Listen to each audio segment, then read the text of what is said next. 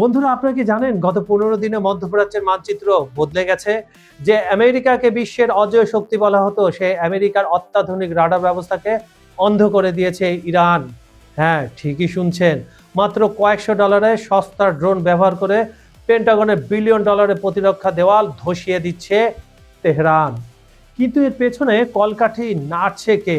মার্কিন president Donald ট্রাম্পের এক বিস্ফোরক দাবি এখন বিশ্বজুড়ে তোলপাড় সৃষ্টি করেছে।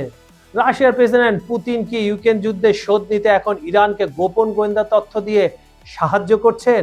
কেন মার্কিন রণতরীগুলো এখন ইরানি ক্ষেপণাস্ত্রের সহজ লক্ষ্যবস্তুতে পরিণত হলো?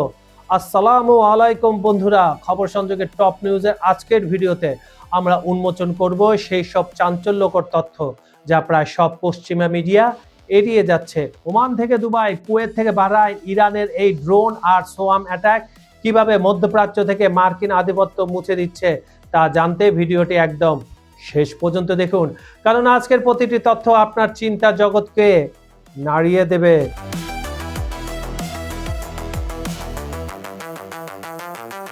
ইরানের সাম্প্রতিক সামরিক পদক্ষেপ মধ্যপ্রাচ্যে যুক্তরাষ্ট্রের দীর্ঘদিনের নিরাপত্তার ছককে বড় চ্যালেঞ্জের মুখে ফেলে দিয়েছে। তেহরানের পাল্টা আঘাতের ব্যাপ্তি ও কৌশল ওয়াশিংটনের প্রত্যাশাকে ছাড়িয়ে গেছে, যা কেবল সামরিক সংঘাত নয় বরং বৈশ্বিক জ্বালানি বাজারকেও অস্থির করে তুলেছে। মাত্র 2 সপ্তাহের ব্যবধানে হরমুজ প্রণালীর মতো গুরুত্বপূর্ণ জলপথ অচল হয়ে পড়ায় বিশ্বজুড়ে তেলের দাম আকাশচুম্বী হয়েছে। প্রযুক্তির নিখুঁত ব্যবহার ও গোয়েন্দা তথ্য কিভাবে আদান প্রদান, সীমিত সামরিক সম্পদ থাকা সত্ত্বেও ইরান কৃত্রিম বুদ্ধিমত্তা, বাণিজ্যিক স্যাটেলাইট ছবি এবং শক্তিশালী গোয়েন্দা নেটওয়ার্ক ব্যবহার করে মার্কিন সামরিক বাহিনীর দৈনন্দিন গতিবিধি ট্র্যাক করছে। সাবেক মার্কিন কর্মকর্তাদের মতে ইরান কম খরচে সর্বোচ্চ ফলাফল অর্জনের এক অনন্য দৃষ্টান্ত স্থাপন করেছে। কাতার ও অন্যান্য উপসাগরীয় দেশে তাদের বিস্তর গুপ্তচর নেটওয়ার্ক মার্কিন ও বন্ধু দেশগুলোর স্পর্শকাতর স্থাপনার সঠিক অবস্থান শনাক্ত করতে সাহায্য করছে। আমি আমার পূর্বের ভিডিওতে এই কথাগুলোই বলেছিলাম। ড্রোন ও ক্ষেপণাস্ত্রের সমন্বিত হামলা কিভাবে হচ্ছে চলুন দেখে আসি। ইরানের হামলার মূল অস্ত্র হয়ে দাঁড়িয়েছে স্বল্প পাল্লার ক্ষেপণাস্ত্র এবং সস্তা কিছু কার্যকর শাহেদ ড্রোন। এসব ড্রোন প্রপেলার চালিত এবং রাডার অত্যন্ত ছোট সংকেত তৈরি করে, মানে রাডার খুব স্মল একটা বিন্দুর মতো সংকেত তৈরি করে, যা অনেক সময় পাখির ঝাঁক ভেবে ভুল করে মার্কিন প্রতিরক্ষা ব্যবস্থা। সমুদ্র পৃষ্ঠের খুব কাছ দিয়ে উড়ে গিয়ে এগুলো রাডারের চোখ ফাঁকি দিচ্ছে। মস্কো ভিত্তিক বিশ্লেষকদের মতে যুদ্ধের শুরুতে ইরান, জর্ডান, কাতার ও বাহরাইনে মার্কিন রাডার ও যোগাযোগ ব্যবস্থা ধ্বংস করে দিয়ে তাদের অনেকটা অন্ধ করে দিয়েছিল। ক্ষয়ক্ষতি ও মার্কিন প্রতিক্রিয়া কি বলছে জানা দরকার, তাহলে চলুন জেনে আসি। পশ্চিমা দাবি অনুযায়ী অধিকাংশ ড্রোন প্রতিহত করা হলেও কি হয়েছে বাস্তব চিন্তা করতে একেবারে ভিন্ন। ইতিমধ্যে ওমান, দুবাই ও আবুধাবির তেল শোধনাগার এবং বন্দরে ইরানের আঘাত পৌঁছেছে। কুয়েতের বন্দরে হামলায় অন্তত 6 জন মার্কিন সেনা নিহতের ঘটনা পেন্টাগনকে গভীরভাবে ভাবিয়ে তুলেছে। 2003 সালে ইরাক যুদ্ধের পর মধ্যপ্রাচ্যের সবচেয়ে বড় সামরিক শক্তি মোতায়েন করেও ড্রোন ও ক্ষেপণাস্ত্রের এই ঝাঁক আক্রমণ, যেটাকে আমরা সোয়াম অ্যাটাক বলি, সামলাতে হিমশিম খাচ্ছে যুক্তরাষ্ট্র। রাশিয়া ইউক্রেন যুদ্ধ এবং সিরিয়া ইরাকের দীর্ঘ অভিজ্ঞতা কাজে লাগে ইরান এখন বহুমুখী আক্রমণ চালাচ্ছে। জামিং প্রতিরোধ ব্যবস্থা ও রুশ প্রযুক্তির ব্যবহার তাদের ড্রোনগুলোকে আরো বিধ্বংসী করে তুলেছে। এই সংঘাত প্রমাণ করে কেবল বড় সামরিক বাজেট নয় বরং সঠিক গোয়েন্দা তথ্য ও উদ্ভাবনী কৌশল ব্যবহার করে একটি আঞ্চলিক শক্তিকেও বিশ্ব শক্তিকে চমকে দিতে পারে।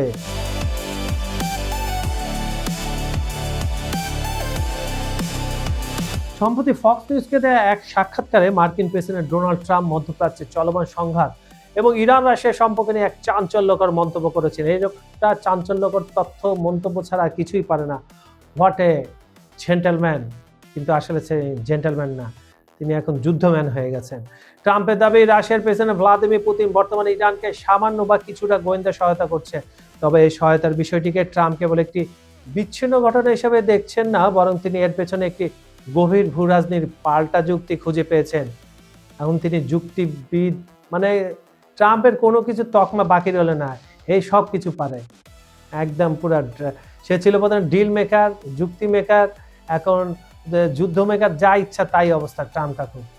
ট্রাম্পের মতে পুতিন সম্ভবত মনে করেন যে যুক্তরাষ্ট্র যেভাবে ইউক্রেনকে ঢালাওভাবে সামরিক ও গোয়েন্দা সহায়তা দিয়ে রাশিয়ার বিরুদ্ধে দাঁড় করেছে, ঠিক একইভাবে রাশিয়াও অধিকার আছে, তাদের বন্ধুদের যেমন ইরান সহায়তা করুক। মানে সবসময় বলা যায় না পুতিনের বন্ধু ট্রাম্প, সবাই যখন পুতিনকে বদনাম করছে তুমি কেন সাহায্য করছো, ইরানকে সব তথ্য দিচ্ছ, ইকুইপমেন্ট দিচ্ছ, তখন ট্রাম্প সোজা কথা, আমার বন্ধুকে তো বাঁচাতে হবে, তাই আমি ইউক্রেনকে যেভাবে দাঁড় করেছি সব তথ্য দিয়ে, সেম ইরানকেও অ্যাজ ইট ইজ দাঁড় করাচ্ছে পুতিন। কি সুন্দর যুক্তি! ট্রাম্পের মাথায় বাপরে বাপ, আইনস্টাইনের পরে যত গেলু আছে আর মাথার মধ্যে ঢুকছে। ট্রাম্প ইঙ্গিত দিয়েছেন কেবল রাশিয়া নয়, চীনের মতো বিশ্ব শক্তিগুলো এই সমীকরণ পরিচালিত হচ্ছে, মানে এইভাবে তারা যাচ্ছে। তাদের দৃষ্টিতে যুক্তরাষ্ট্র যদি বিভিন্ন আঞ্চলিক যুদ্ধে পক্ষ নিতে পারে, তবে তারাও তাদের বন্ধুদের রক্ষার সমপরিমাণ সক্রিয় হতে পারে, একদম 50-50। ট্রাম্প এই বিষয়টিকে সামান্য সহায়তা হিসেবে বর্ণনা করলো। মার্কিন সংবাদ মাধ্যম ওয়াশিংটন পোস্ট একটি গুরুতর তথ্য সামনে এনেছে। প্রতিবেদনে দাবি করা হয়েছে রাশিয়া মধ্যপ্রাচ্যে মোতায়েন করা মার্কিন রণতরী এবং যুদ্ধ বিমানের অবস্থান সংক্রান্ত অত্যন্ত স্পর্শক্ষম গোয়েন্দা তথ্য তেহরানের কাছে হস্তান্তর করছে। এই তথ্য ব্যবহার করে ইরান বা তাদের সমর্থিত গোষ্ঠীগুলো সরাসরি মার্কিন সামরিক লক্ষ্যবস্তুতে আঘাত হানার সক্ষমতা অর্জন করতে পারে। এটা তো আছে, তাছাড়া ইরানের নিজস্ব টেকনোলজি অনেক উন্নত, যা কেউ স্বীকার করতে চায় না, স্বীকার কোনো লাভ নেই, রেজাল্ট তো পুরো বিশ্ববাসী দেখছে। ট্রাম্পের এই নমনীয় সুরের বিপরীতে পেন্টাগন এবং মার্কিন গোয়েন্দা সংস্থাগুলো অত্যন্ত সতর্ক অবস্থানে রয়েছে। তাদের মতে রাশিয়ার এই তথ্য সরবরাহ কেবল একটি যুদ্ধের অংশ নয়, বরং মধ্যপ্রাচ্যে মার্কিন প্রভাব ক্ষুণ্ণ করার একটি সুপরিকল্পিত চাল হতে পারে। ট্রাম্প যেখানে একে ইউক্রেন যুদ্ধের একটি প্রতিক্রিয়া হিসেবে দেখছেন, বিশেষজ্ঞরা একে বিশ্বজুড়ে নতুন মেরুকরণের একটি বিপজ্জনক সংকেত বলে মনে করছেন।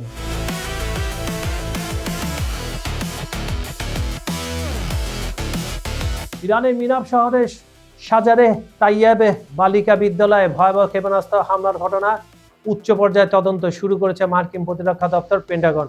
গত 28 ফেব্রুয়ারি ইসরায়েল ও যুক্তরাষ্ট্রের যৌথ অভিযান শুরুর দিনে ঘটা এই হামলায় অন্তত 168 জন শিশু প্রাণ হারায়। প্রাথমিক তথ্য অনুযায়ী এই প্রাণঘাতী হামলায় মার্কিন বাহিনী ব্যবহৃত অত্যন্ত নির্ভুল ও শক্তিশালী টমাহক ক্রুজ মিসাইল ব্যবহৃত হয়ে থাকতে পারে বলে ধারণা করা হচ্ছে।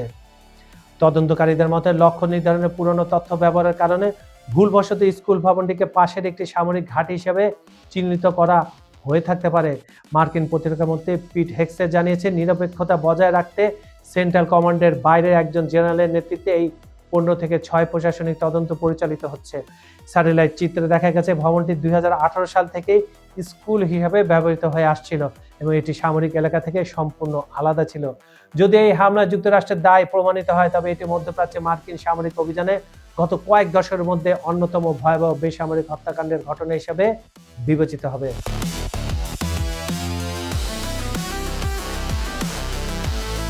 মধ্যপ্রাচ্যে ছড়িয়ে পড়ে ইরান যুদ্ধে ভয়াবহতা ক্রমেই বাড়ছে। সংঘাতের মাত্র 15তম দিনে এসে নিহতের সংখ্যা 2000 ছাড়িয়ে 3000-এর দিকে চলে গেছে। সিএনএন এর প্রতিবেদন অনুযায়ী এই প্রাণহানির তালিকায় সাধারণত বেসামরিক নাগরিক থেকে শুরু করে বিভিন্ন দেশের সামরিক সদস্যরাও রয়েছেন। সবচেয়ে বেশি ক্ষয়ক্ষতির শিকার হয়েছে ইরান, যেখানে জাতিসংঘ ও মানবাধিকার সংস্থাগুলোর তথ্য মতে 18,058 থেকেও বেশি, প্রায় 2000-এর বেশি মানুষ প্রাণ দিয়েছেন বা প্রাণ হারিয়েছেন, যেটাই আপনারা যেভাবে দেখেন। সংঘাতের উত্তাপ শুধু ইরানের সীমাবদ্ধ নেই, পার্শ্ববর্তী দেশগুলোতেও তা ছড়িয়ে পড়েছে। লেবাননে ইসরায়েলি হামলায় 775 জন নিহত হয়েছে, যার মধ্যে 100-এরও বেশি শিশু রয়েছে। খুবই কষ্টের কথা। অন্যদিকে যুক্তরাষ্ট্র তাদের 13 জন পরিষেবা সদস্যের মৃত্যু নিশ্চিত। পরিষেবা কেন বলা হচ্ছে? শুদ্ধ ভাষায় বলেন না, সামরিক বাহিনী, মার্কিন সৈন্য নিহত হয়েছে। এই সংখ্যা 1000 ছাড়িয়েছে বলে ইরান বলছে। যুদ্ধের শেষে এই সংখ্যাটা অটোমেটিকলি সামনে এসে পড়বে।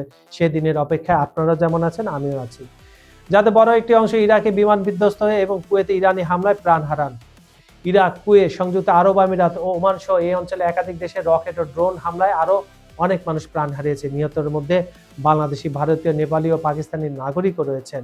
যুদ্ধের এই ক্রমবর্ধমান বিস্তৃতি পুরো মধ্যপ্রাচ্যকে এক চরম মানবিক বিপর্যয়ের মুখে ঠেলে দিয়েছে।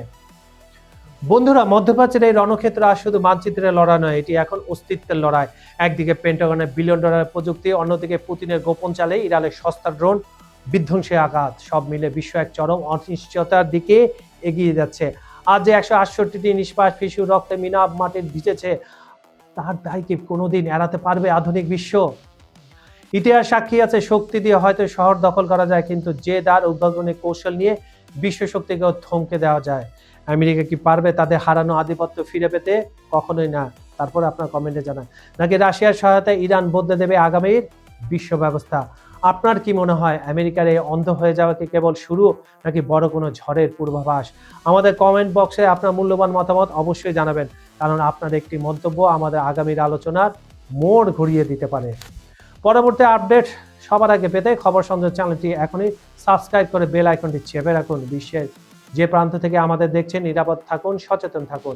আজকের মতো আমি কাজল হায়দার বিদায় নিচ্ছি। দেখা হবে খুব শীঘ্রই মধ্যপ্রাচ্যের রণক্ষেত্রে আরও একটি বিস্ফোরক সত্য নিয়ে। ততক্ষণ ভালো থাকুন। আল্লাহ হাফেজ।